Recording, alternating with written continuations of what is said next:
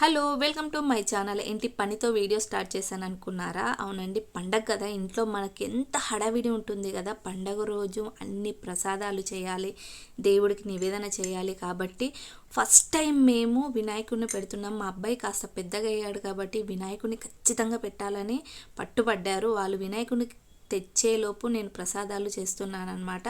నీరొత్తుల పాయసం and పులిహోర. ఈ పాయసం చాలా special, నేను మీకు చెప్తానండి. అండ్ పులిహోరకు వచ్చేసి నేను రెడీ చేసేస్తున్నాను. మొత్తము పోపు వేసేసి చింతపండు పులిహోర చేస్తున్నాను. దేవుడికి ప్రసాదంగా చేస్తున్నప్పుడు మనం ఎంత హడావిడిగా చాలా ఫాస్ట్గా చేసినా భలే కుదిరిపోతుందండి పులిహోర మాత్రము. అలానే చాలా బాగా వచ్చింది చింతపండు పులిహోర. మనం వేసే తక్కువ ఇంగ్రీడియంట్స్ అయినా దేవుడికి చాలా బాగా కుదిరిపోతుంది అంతే. పులిహోర చేసేసాను. దాని తర్వాతకు వచ్చేసి నేను నీరొత్తుల పాయసం. ఇది చాలా స్పెషల్, మా అమ్మమ్మ నేర్పిన పాయసం అనమాట. బెల్లం తీసుకొని కాస్త నేను నీళ్ళు పోయాలన్నమాట. మనకి ఎంత కావాలో అంత.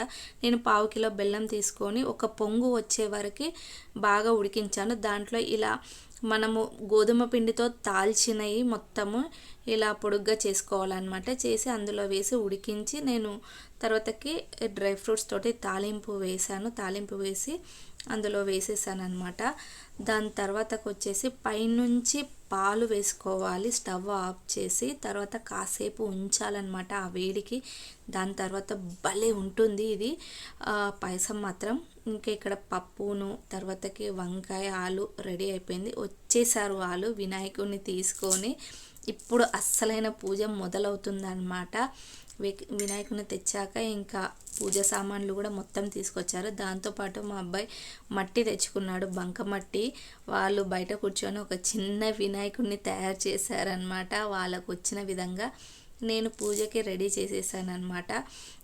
కింద తామరాకు వేసి బియ్యము పసుపు కుంకుమ వేసి ఇంకా 51 రూపీస్ పెట్టి వినాయకుని కూర్చోబెట్టామన్నమాట. ఫస్ట్ టైం పెట్టాం కాబట్టి నాకు కొన్ని తెలియదు.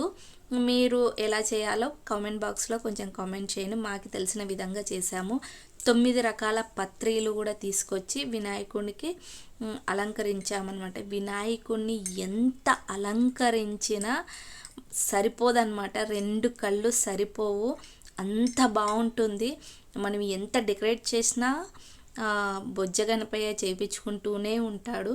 దాని తర్వాత పూలమాలతో అలంకరించామన్నమాట. ఇంకా పైన వచ్చేసి ఛత్రి పెట్టాము. అసలు మా ఆయనకు కూడా భలే ఇష్టం వినాయకుడు అంటే. ఇంకా తర్వాత హారతి టైం అనమాట. ప్రసాదాలన్నీ ముందే రెడీ చేసుకోవడం వల్ల ఇలా పూజ తొందరగా అయిపోతుంది. నేను అందుకే ఎప్పుడైనా వంట ముందే చేస్తాను. పూజ తర్వాత వంట చేయడం అంటే అవ్వదు. ఇంకా కొబ్బరికాయ కొట్టేసి హారతి ఇచ్చేసి దేవుడికి నేను చేసిన 2 ప్రసాదాలు పెట్టేశాను అనమాట. స్వీట్ అండ్ పులిహోర పెట్టేసి మా పిల్లలు కూడా బుక్స్ దేవుడి దగ్గర పెట్టేసి గుంజీలో తీసి దేవుడికి మనస్ఫూర్తిగా నమస్కరించాము. ఈసారైనా విఘ్నాలు తొలగిపోని దేవుడా.